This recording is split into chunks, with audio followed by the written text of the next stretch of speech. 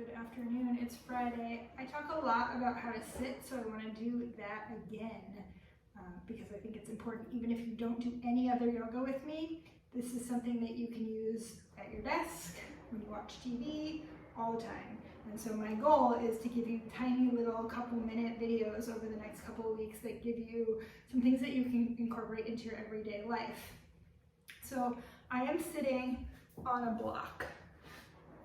I highly recommend that you get yourself a couple blocks and a yoga strap if you have any interest in practicing with me.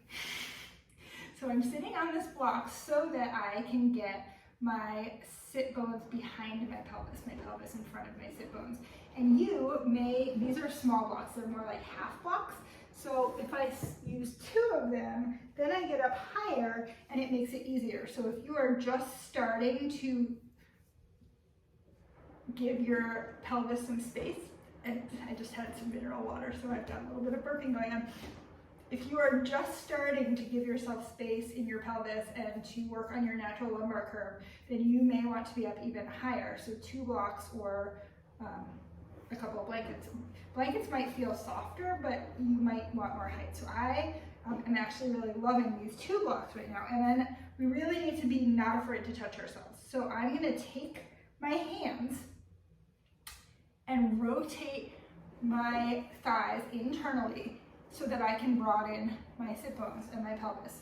And if you think of a skeleton, it's not flat on it. The tailbone isn't directly under the spine, it's out. And so that's what we're thinking of here. And if we bring our hands to our low back, you want to feel where the top of your sacrum goes in. And you want as many blocks as you need in order to make that happen. Now, if you are sitting here and you haven't even gotten into the position that I'm in with one foot in front of the other, or that is not comfortable for you, you may try, I should have said this first, taking your feet wide or legs long. But if this is comfortable for you, and I am going to go ahead and remove one block for myself, Siddhasana. Okay, so now I'm internally rotating my thighs, and I'm broadening my sit bones. And if I turn around and do this, why don't I go ahead and do this? It's all about sitting. So turning around,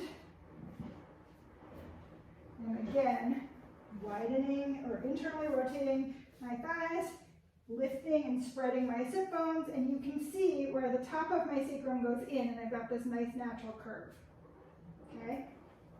So come back to the front and do that.